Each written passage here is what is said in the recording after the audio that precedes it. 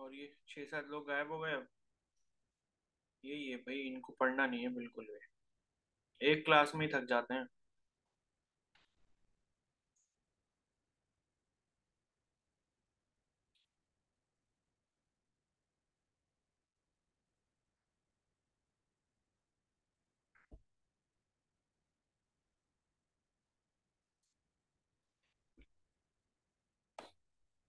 चलो बताओ आंसर क्या आया।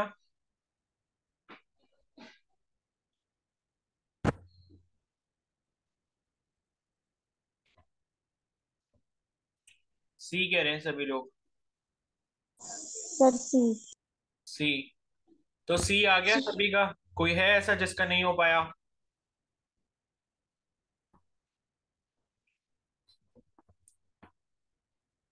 बोलो। कोई भी ऐसा है जिसको नहीं समझ आया कैसे सी आया? कनिष्का कहाँ चले गए थे आप? सर मेरी क्लास डिस्कनेक्ट हो गई थी।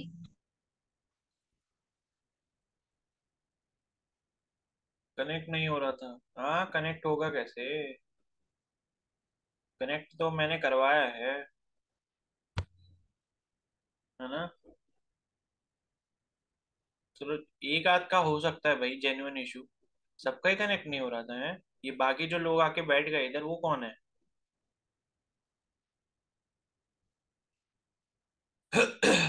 चलो। सी हो गया इसका आंसर जो क्वेश्चन भेजा था। ठीक है। आ गया ना सभी को समझ? कोई ऐसा है, मैं दोबारा बोल रहा हूँ, किसी को नहीं समझ आया, डाउट है तो पूछ लो। ठीक है। नहीं है तो वर्कशीट खोल लो अब जल्दी से। वर्कशीट खोलो और डाउट्स पूछो। कर तो ली होगी, 3 दिन हो गए मुझे दिए हुए। अब ये मत कहना कि हमने करी नहीं, हम तो आज का दिन का वेट कर रहे थे। नर्सिंग एप्टीट्यूड और जीके कब करवाएंगे? अभी करवाएंगे भाई, करवाएंगे, रुक जाओ। देखो, जीके तो ऐसा है, आपका पेपर होगा जून में। ठीक है। तो जीके जो है हम पढ़ेंगे मई में, क्योंकि वो आती है करंट अफेयर से रिलेटेड। ठीक है। अब जैसे क्या हुआ अभी आपका कल ऑस्कर अवार्ड सेरेमनी हुई है। तो जितने भी ऑस्कर्स मिलने होते हैं मूवीज वगैरह के लिए, वो अभी कल मिले हैं। तो अगर हम जीके अभी से पढ़ के रख लेंगे तो भाई आगे होने वाली जो घटनाएं हैं, आगे होने वाली जो चीजें हैं, वो फिर कैसे कवर करेंगे? तो बार बार अलग अलग टाइम जीके पढ़ने से अच्छा हम एक ही बार मई में पढ़ेंगे सीधे। ठीक है। और उसी टाइम अपना नर्सिंग एप्टीट्यूड भी पढ़ लेंगे, तो उन सब चीजों की टेंशन मत लो, वो 1 हफ्ते 10 दिन का काम है, ज्यादा नहीं है। ठीक है। क्या? 10 10 10 10 क्या भेज रहे हो भाई? 10 क्या है ये? कि 10 तारीख को मिले हैं, ये कह रहे हो? Question number. अच्छा, क्वेश्चन नंबर। Question sir. मैंने कहा कि कल 10 तारीख थी तो 10 तारीख बता रहे हो मेरे को कि 10 तारीख को ऑस्कर मिले। ठीक है।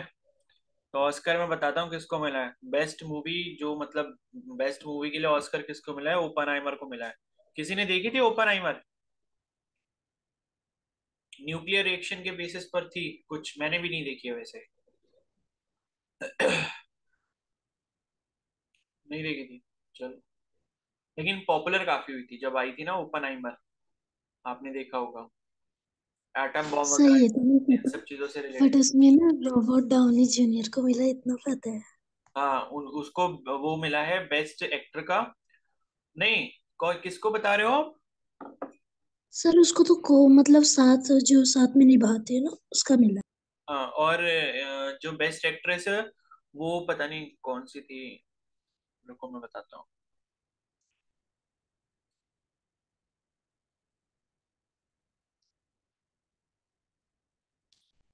Best actor in a leading role Cillian Murphy.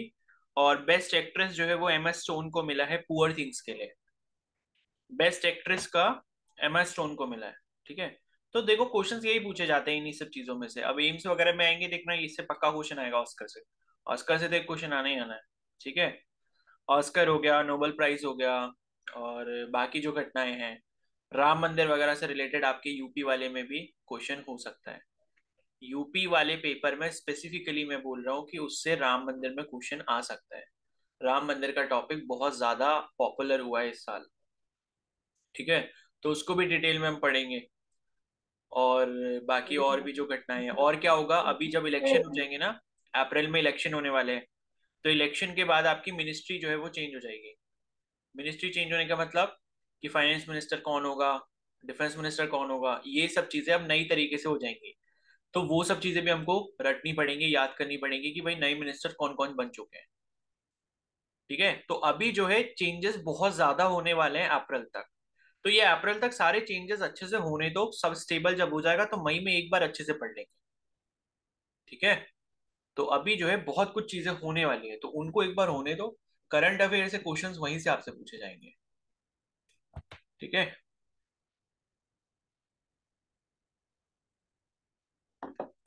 चलो, टेंथ वाला कह रहे हो ना क्वेश्चन, रुको।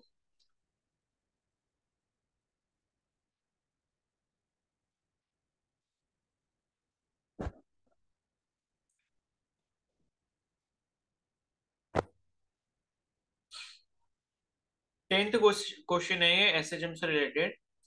The relation between the time period of two simple harmonic motions represented by two curve is.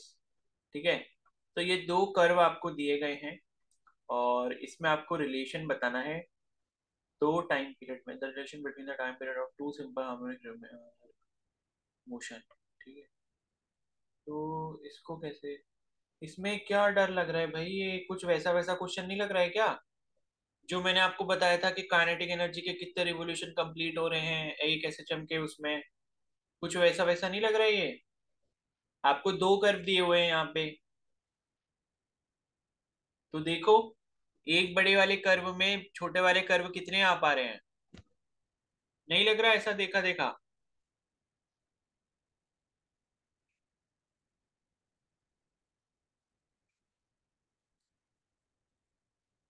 चलो क्वेश्चन ये बना देता हूँ, ठीक है।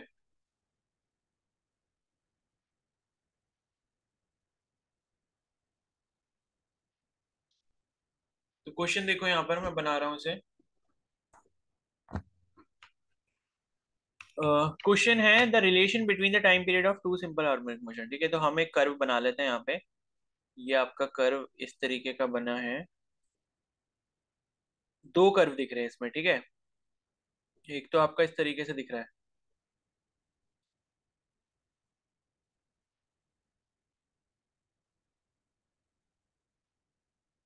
ठीक है, ऐसे हो गया। और एक जो दूसरा वाला कर्व है वो कैसे दिख रहा है,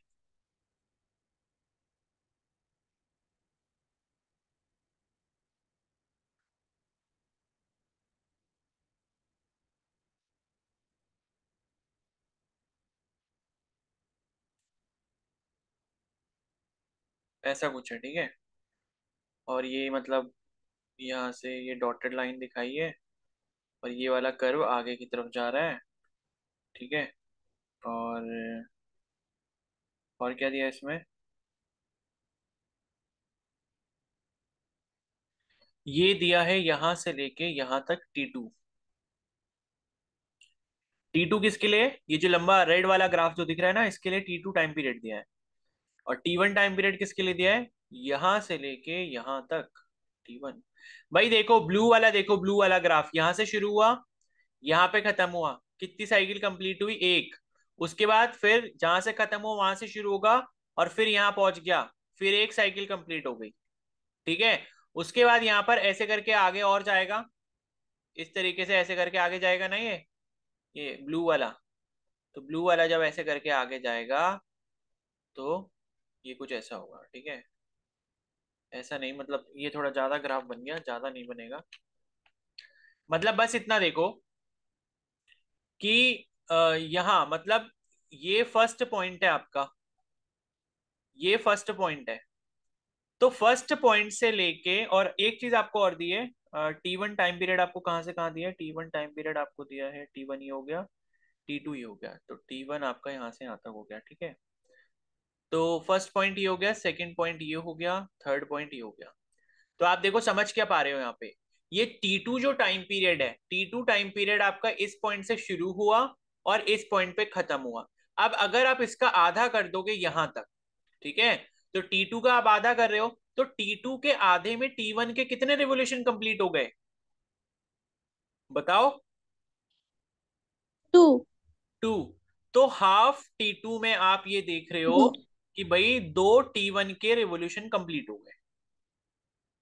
ठीक है, तो बस यहीं से रिलेशन निकाल लो, आ जाएगा। T2 की वैल्यू कितनी हो गई, 4T1 हो गई। यही आ रहा है क्या, बी, ऑप्शन बी।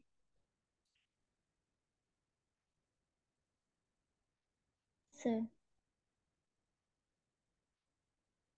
10th का बी आ रहा है, यही आंसर। तो आया समझ। तो ये क्यों नहीं कर पाए भाई, ऐसा तो हमने कर भी रखा है, काइनेटिक एनर्जी पोटेंशियल एनर्जी का कर्व नहीं देखा था, उसमें नहीं देख रहे थे हम कि उसकी जो फ्रीक्वेंसी होती है वो 2 ओमेगा के बराबर होती है, काइनेटिक और पोटेंशियल एनर्जी की। याद नहीं आया, बताओ। तो 10th वाला इतना टफ क्यों लग रहा था। चलो नेक्स्ट क्वेश्चन बताओ जल्दी से, और कौन सा पूछना है।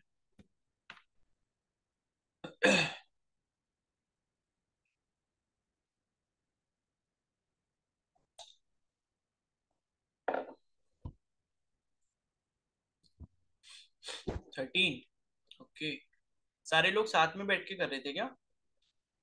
13 13 13, और उसके बाद फिर 15। चलो 13 देख लेते हैं पहले। ठीक है, 13 क्वेश्चन में क्या है।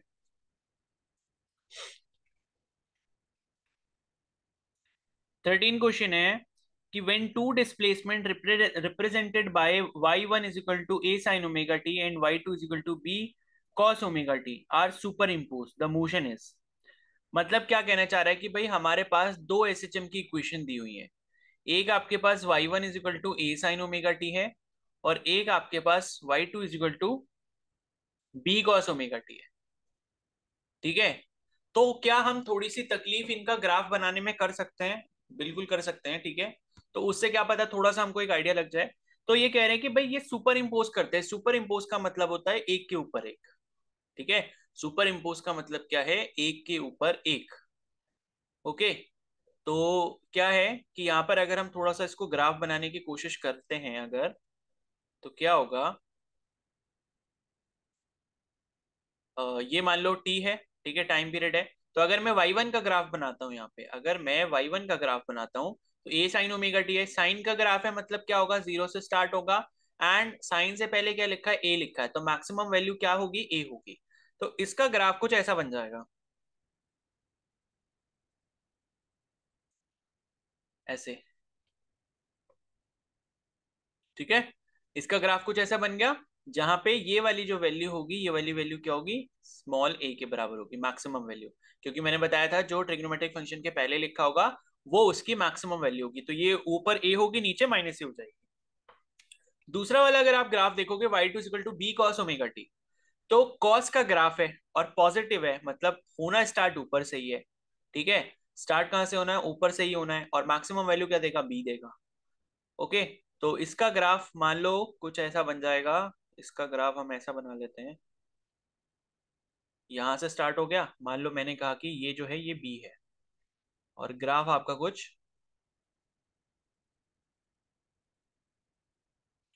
ऐसे करके बन जाएगा, इस तरीके से। ठीक है, तो अब ये कह रहा है कि वाई वन इजिकल टू है, ये वाई टू ने क्या करा, सुपर इम्पोज करा है, तो मोशन क्या होगा, सुपर इम्पोज। सुपर इम्पोज तो यही हुआ।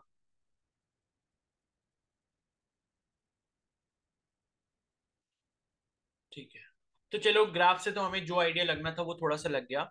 और ग्राफ के बेसिस पे और एक काम हम और कर सकते हैं, वाई वन की वैल्यू आपको ये दी है और वाई टू की वैल्यू ये दी है। आप क्या करो कि वाई टू की वैल्यू को भी क्या करो, साइन के टर्म्स में लिख लो। साइन के टर्म्स में कैसे लिख सकते हो, ये क्या है, कॉस ओमेगा टी है, कॉस का टर्म है, इसको अगर हम साइन में चेंज करेंगे तो sine 90 plus theta is equal to cos theta होता है। तो वाई टू को हम क्या लिख सकते हैं, b into sine 90 plus theta. ठीक है, या फिर pi by two plus omega t, ये हो जाएगा। तो वाई वन की इक्वेशन ये हो गई, और वाई टू की इक्वेशन को हमने इस तरीके से चेंज कर लिया। और वाई वन और वाई टू में आप एक चीज ये देख रहे होगे कि फेज डिफरेंस कितना दिख रहा है, पाई बाई टू का दिख रहा है। फेज डिफरेंस जो है दोनों में कितना, पाई बाई टू का, वो आप ग्राफ से भी देख सकते हो। ठीक है, ग्राफ से भी वो आप जो चीज है उस चीज को आप ग्राफ में भी देख सकते हो कि फेज डिफरेंस आपको क्या दिख रहा है, पाई बाई टू के बराबर दिख रहा है एंगल जो है। ठीक है, तो उसके बाद यहाँ पर क्या है कि अगर मान लो आपको क्या निकालना है, रिजल्टेंट डिस्प्लेसमेंट निकालना है, ठीक है। यहाँ पर आपको रिजल्टेंट डिस्प्लेसमेंट यानी कि वाई अगर कैलकुलेट करना है, जो कि y one plus y two के बराबर होगा। अगर आपको ये कैलकुलेट करना है, जैसे हमारा इक्वेशन हमने जो पढ़ी वो क्या पढ़ी थी, ऐसे पढ़ी थी ना, x equal to a sine omega t, x equal to a cos omega t. तो वैसे ही करके यहाँ पर वाई वन और वाई टू दिया है, मतलब वर्टिकल एक्सिस में आपको दी हुई है वेव, और उसका जो रिजल्टेंट है वो हमने सपोज कह दिया कि वाई के बराबर है। तो अगर आप इनका रिजल्टेंट निकालना चाहते हो, ठीक है, तो इसका जो रिजल्टेंट हो जाएगा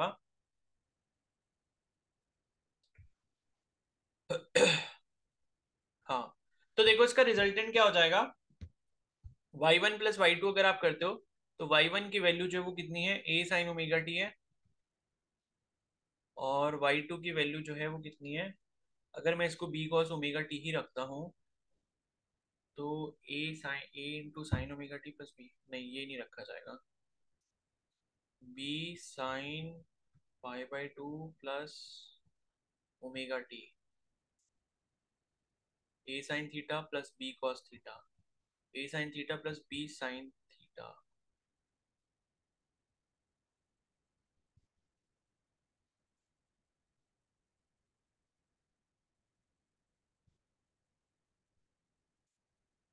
अच्छा, मतलब ऐसा कुछ होगा इसमें कि हमारा जैसे फेज डिफरेंस कितना आ रहा है, पाई की वैल्यू कितनी आ रही है, पाई बाई टू आ रही है, ठीक है। तो पाई बाई टू इसमें अगर वैल्यू आ रही है, तो इसका आई थिंक एक फॉर्मूला होता है, वो फॉर्मूला मेरे को अभी ध्यान नहीं आ रहा है, ठीक है।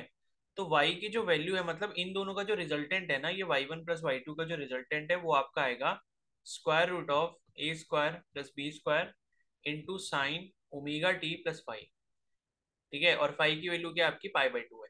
तो ये इसका क्या आ रहा है, रिजल्टेंट आ रहा है एक्चुअली, ठीक है। ये फॉर्मूला मेरे को भी ढंग से याद नहीं आ रहा है, इसके लिए रिजल्टेंट का क्या फॉर्मूला होता है, वेव जब सुपर इम्पोज करती है, दो तरीके से सुपर इम्पोजिशन होता है। एक तो आपका सुपर इम्पोजिशन पॉजिटिव टाइप का होता है, और एक आपका नेगेटिव टाइप का होता है। तो पॉजिटिव टाइप में तो क्या होता है, वेव्स ऐड हो जाती हैं, और नेगेटिव टाइप में वेव्स का जो इक्वेशन होती है वो क्या हो जाती है, मतलब डिस्प्लेसमेंट उनका सब्ट्रैक्ट हो जाता है, तो उससे रिजल्टेंट मिलता है, ठीक है।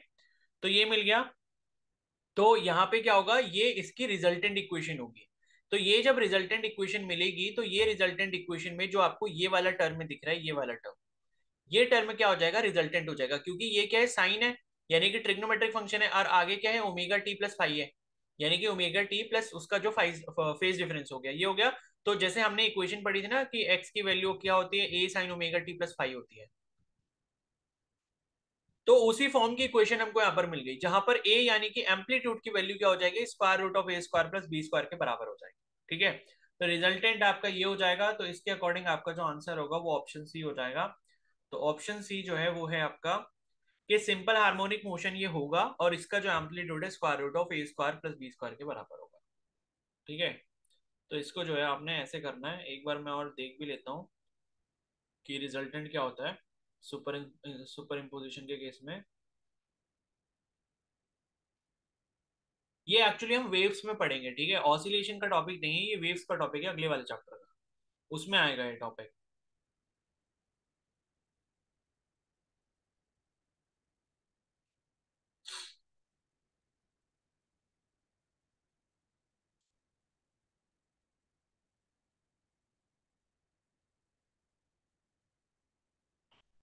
चलो ये अगले चैप्टर में पढ़ेंगे, ठीक है, इस चीज को।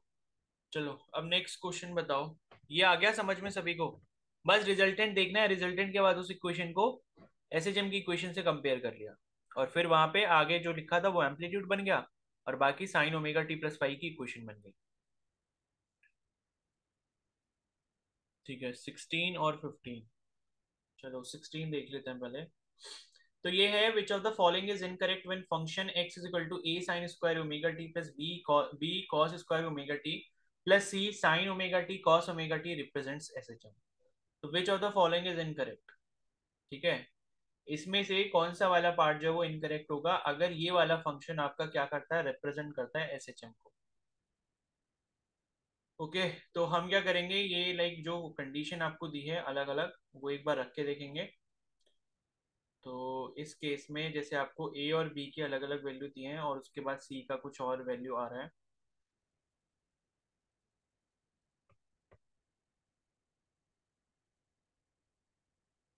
ठीक है। तो इसको हमने क्या करना पड़ेगा ना, इसको थोड़ा सा चेंज करना पड़ेगा साइन कॉस के टर्म्स में। अब ये कैसे करना पड़ेगा मैं आपको बताता हूँ। इसमें थोड़ी हमारी ट्रिग्नोमेट्री यूज होगी। थोड़ा हायर लेवल का क्वेश्चन है ये, 16th वाला।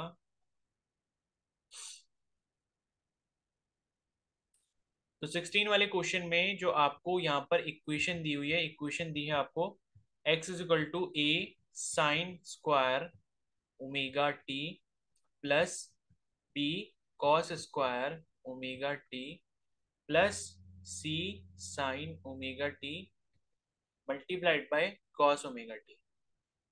ठीक है, ये आपको इक्वेशन दी है। तो ये बोल रहे हैं कि भाई इन चारों में से कौन सा इनकरेक्ट होगा अगर ये फंक्शन किसी एसएचएम को क्या करता है, रिप्रेजेंट करता है। ठीक है, तो ये इक्वेशन आपने लिख ली। अब इस इक्वेशन को हम क्या करेंगे, साइन कॉस के टर्म्स में लिखेंगे। लिखा तो ये साइन कॉस के टर्म्स में ही है, लेकिन ये जो स्क्वायर वाले टर्म्स है ना वो हमें नहीं चाहिए होते, क्योंकि स्क्वायर वाले टर्म्स में हमारी एसएचएम की इक्वेशन नहीं बनती कभी भी। या तो वो सिर्फ साइन के टर्म्स में बनेगी या सिर्फ वो आपके कॉस के टर्म्स में बनेगी, अगर खाली डिस्प्लेसमेंट की इक्वेशन की बात कर रहे हैं। ठीक है, बाकी दूसरे केस में अगर वेलोसिटी एक्सेलरेशन है तो उसमें ये चीज हो सकती है, स्क्वायर वगैरह का टर्म हो सकता है, लेकिन डिस्प्लेसमेंट जो है उसके केस में साइन और कॉस का ही टर्म होना चाहिए। तो इसको अगर हम चेंज करते हैं साइन और कॉस के टर्म्स में, तो इसको हम कैसे कर सकते हैं वो देखते हैं। ठीक है, तो इसके लिए ट्रिग्नोमेट्री का कुछ फॉर्मूले यूज होंगे।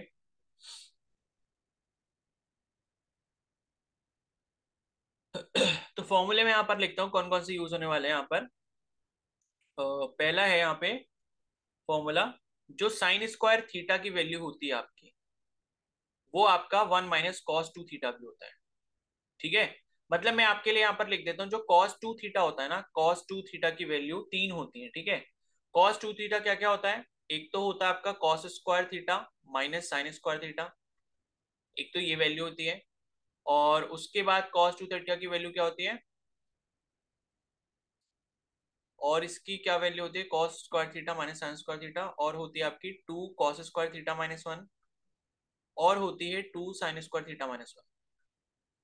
ठीक है, तो ये वैल्यू होती है इसमें कॉस टू थीटा की। तो इसी वैल्यू में से आपने जो ये वाली कॉस टू थीटा की वैल्यू है, ये तीन वैल्यूज हो गई ना आपकी कॉस टू थीटा की। तो कॉस टू थीटा की जो ये वाली वैल्यू है, इसको आप यहाँ पर यूज कर लोगे, क्या है 1 - cos थीटा की, 1 - cos 2 theta is equal to sine square theta, 1 - ठीक है, मतलब ये वाला एक्सप्रेशन जब आप यूज करोगे ना, cos 2 theta is equal to 2 sin square theta -1, तो यहाँ से आपको साइन स्क्वायर थीटा की वैल्यू अगर आपको निकालनी है तो वो कितना हो जाएगा, 1 + cos 2 थीटा डिवाइडेड बाई 2 हो जाएगा। एक सेकेंड, साइन स्क्वायर थीटा,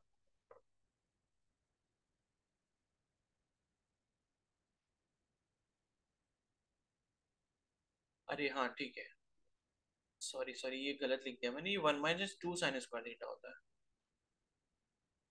ये ध्यान भी रखना, ये cos 2 थीटा की फॉर्मूला है, ट्रिग्नोमेट्रिक फॉर्मूला। ठीक है, तो cos 2 थीटा का एक तीसरा फॉर्मूला होता है 1 - 2 sin स्क्वायर थीटा।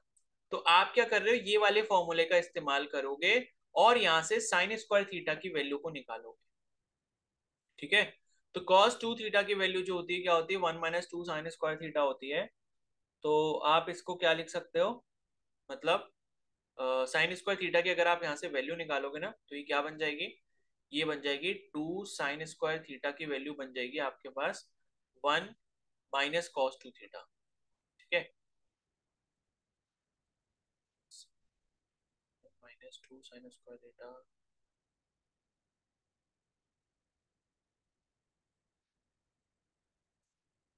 अभी भी कुछ गड़बड़ हो गई क्या इसमें, sine square theta is equal to 1 - cos 2 theta. हाँ ठीक है, ठीक है, ठीक है। तो ये साइन स्क्वायर थीटा की जो वैल्यू हो जाएगी कितनी हो जाएगी, 1/2 यहाँ आ जाएगा और 1 - cos 2 थीटा। तो ये वाला ट्रिग्नोमेट्रिक एक्सप्रेशन जो है हम साइन स्क्वायर थीटा से रिप्लेस करेंगे। ठीक है, और उसी तरीके से यहाँ पर कॉस स्क्वायर थीटा को भी हमने रिप्लेस करना होगा। तो कॉस स्क्वायर थीटा के लिए जो हम यहाँ पर रिलेशन इस्तेमाल करेंगे वो होगा cos square theta is equal to, ये यहाँ पर 1/2 भी आएगा। ठीक है, 1/2, और इसके लिए आएगा 1/2 1 + cos 2 ओमेगा टी, और सॉरी 1 + cos 2 थीटा। तो ये रिलेशन कैसे आया, सेकंड वाला रिलेशन किससे आया, इससे आया। ये जो फॉर्मूला आप देख रहे हो cos 2 थीटा का एक फॉर्मूला होता है 2 cos स्क्वायर थीटा -1।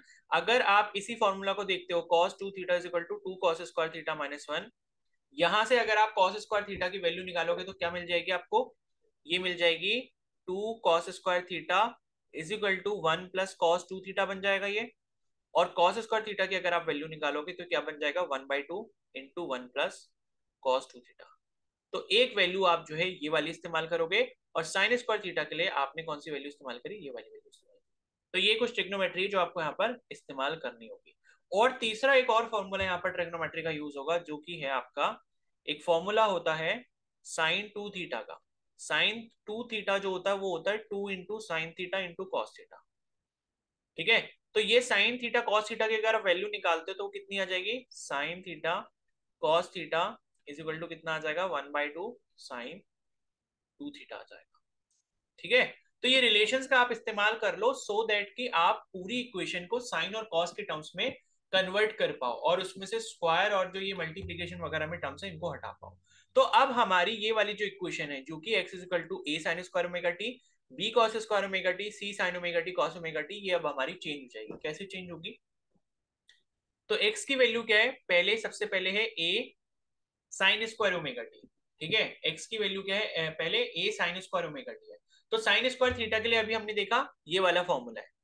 तो ये साइन स्क्वायर थीटा है, वो साइन स्क्वायर ओमेगा टी है, तो थीटा को ओमेगा टी से रिप्लेस कर देंगे तो क्या आ जाएगा, ये आ जाएगा 1 - cos 2 इंटू ओमेगा टी और मल्टीप्लाइड बाय 1/2। ठीक है, तो इसको हम लिख सकते हैं a इंटू 1/2, ठीक है, मल्टीप्लाइड बाय 1/2 है, और उसके बाद क्या है 1 - cos 2 थीटा, यानी कि 1 - cos 2 थीटा की जगह क्या आ जाएगा 2 ओमेगा टी आ जाएगा।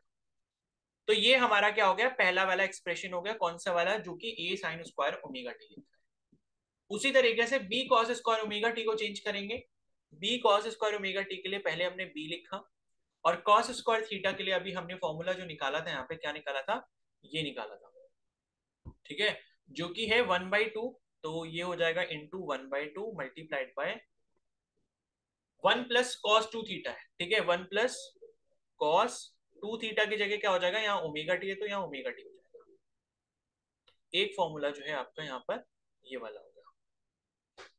ठीक है, मतलब प्लस लास्ट में जो था यहाँ पे ऊपर इक्वेशन जो आपको दी वो है आपका c into sine omega T cos omega t. तो c लिख लेता हूं मैं, और sign omega T cos omega T यानी कि sine theta into cos theta. Sine theta cos theta के लिए ये फॉर्मूला इस्तेमाल करोगे जो कि 1/2 इंटू साइन 2 थीटा के बराबर होगा। तो ये क्या हो जाएगा 1/2 इंटू साइन 2 थीटा की जगह क्या लिख देंगे, ओमेगा टी लिख देंगे, क्योंकि क्वेश्चन में ओमेगा टी है।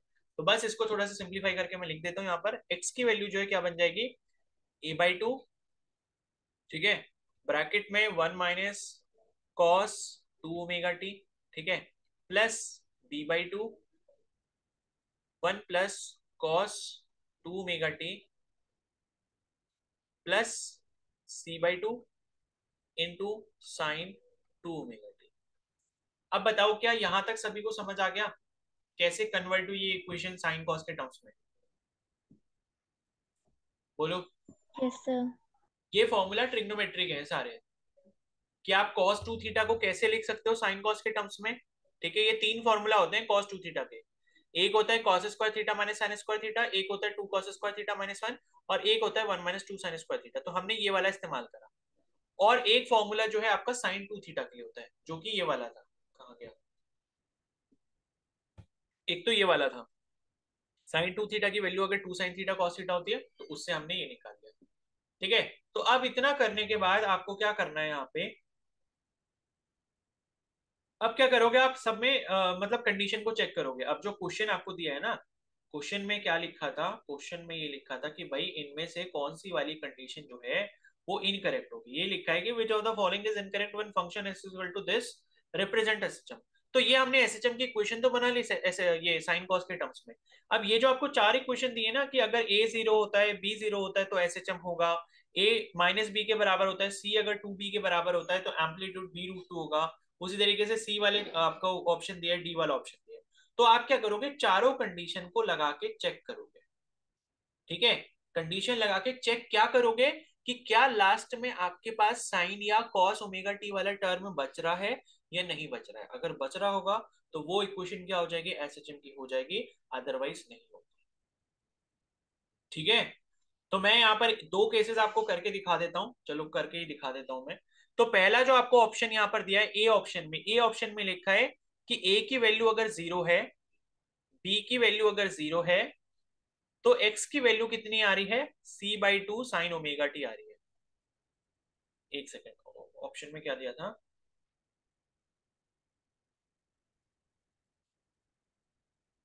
हाँ, ए की वैल्यू जीरो है, बी की वैल्यू जीरो है, तो एक्स की वैल्यू कितनी आ रही है, ये आ रही है c/2 साइन ओमेगा टी। ठीक है, तो इसमें आपसे क्या पूछा कि कौन सा इनकरेक्ट स्टेटमेंट होगा। तो पहला वाला तो स्टेटमेंट सही आ रहा है कि ए की वैल्यू जीरो है, बी की वैल्यू जीरो है, तो क्या ये एसएचएम में है? हाँ है, क्योंकि एक्स की वैल्यू सॉल्व करने पे कितनी मिल रही है, c/2 साइन ओमेगा टी मिल रही है। c/2 क्या एम्पलीट्यूड हो जाएगा और साइन ओमेगा टी क्या हो गया, फंक्शन हो गया एसएचएम का, एसएचएम की इक्वेशन हो गई। ठीक है, बी वाला जो आपको कंडीशन दी हुई है, बी वाली कंडीशन में लिखा है कि अगर ए की वैल्यू माइनस बी के बराबर है और सी की वैल्यू अगर 2b के बराबर है, तो ये आप इसमें रख सकते हो, इसमें आप रखोगे ए की वैल्यू माइनस बी रख दो और सी की वैल्यू 2b रख दो, फिर आप इसको पूरा सॉल्व कर लो। तो सॉल्व करने के बाद आपको इस केस में एक्स की जो वैल्यू मिल रही है, ठीक है, एक्स की जो वैल्यू आपको मिल रही है वो मैं बता देता हूँ आंसर देख के। बी वाला जो है, तो एक्स की जो आपको वैल्यू यहाँ पर मिलेगी, अ, वो मिल रही है बी कॉस ओमेगा टी, ठीक है, plus B sine, b cos two omega t है और ये क्या है, b sine two omega t है। तो ये आपको इक्वेशन मिल रही है, और ये इक्वेशन के लिए वही जैसे ऊपर अभी हमने करा था ना, रिजल्टेंट निकाला था। तो अगर आप इसके लिए रिजल्टेंट निकालोगे तो रिजल्टेंट क्या आ जाएगा बेसिकली, मतलब इसका मतलब ए कॉस ओमेगा टी और b cos omega t type की जो इक्वेशन होती है, उसका रिजल्टेंट क्या होता है, उसका रिजल्टेंट होता है कि एक तो एम्पलीट्यूड आ जाता है, और एम्पलीट्यूड को फिर आप क्या करते हो, मल्टीप्लाई कर देते हो किससे, एम्पलीट्यूड को मल्टीप्लाई कर देते हो स्क्वायर रूट ऑफ जो ये होता है और इसका एम्पलीट्यूड होता है इनके स्क्वायर से। ठीक है, तो इसका जो रिजल्टेंट आएगा वो रिजल्टेंट ऐसा आएगा कि b√2 जो है वो तो इसका ओवरऑल एम्पलीट्यूड आ जाएगा, और अंदर मतलब क्या होगा, मतलब b√2 क्या है, वो इसका एम्पलीट्यूड आ रहा है इक्वेशन के अकॉर्डिंग, और बाकी सॉल्व करके जो इक्वेशन आएगी वो आपको मैं नेक्स्ट चैप्टर में बताऊंगा कि रिजल्टेंट दो वेव्स का कैसे निकाला जाता है। तो ये दो वेव्स हैं आपके पास एसएचएम की, उसका रिजल्टेंट आपके पास b√2 और बाकी समथिंग एल्स कुछ यहाँ पर आएगा इक्वेशन का। तो b√2 क्या एम्पलीट्यूड है, इसका मतलब सेकंड वाला भी ऑप्शन आपका करेक्ट है। और सी वाला जो ऑप्शन आपको दिया है, तो सी वाले ऑप्शन की जो कंडीशन है वो ये दी है कि ए अगर बी के बराबर होता है और सी अगर जीरो के बराबर होता है। ठीक है, तो कंडीशन क्या दी है आपको, ए अगर बी के बराबर है, सी अगर जीरो के बराबर है, तो इन्होंने दिया कि एम्पलीट्यूड बी के बराबर होगा, तो एक्चुअली में नहीं हो रहा है बी के बराबर। ठीक है, तो सी वाले केस में एक्चुअली में हो क्या रहा है, सी वाले केस में जब आप ये कंडीशन लगाओगे, सी वाले केस में जब कंडीशन लगाओगे ए बराबर बी और सी इक्वल टू जीरो, तो आपको यहाँ पर एक्स की जो वैल्यू मिलेगी वो कैपिटल ए के बराबर मिलेगी। ठीक है, कैपिटल ए के बराबर मिलेगी, कैपिटल ए अगर मिल रही है तो ऑप्शन सी में इन्होंने बोला गया कि अगर आप ये कंडीशन को लगाओगे तो आपका जो एम्पलीट्यूड है वो कैपिटल बी के बराबर होगा। तो ये वाला आपका जो स्टेटमेंट है या जो ऑप्शन है वो गलत हो गया, बाकी डी वाली की भी जो कंडीशन है वो भी आपकी सेटिस्फाई होगी, वो भी सही है।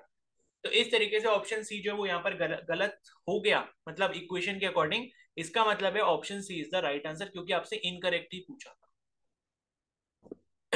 बताओ, समझ आया सभी को? बोलो।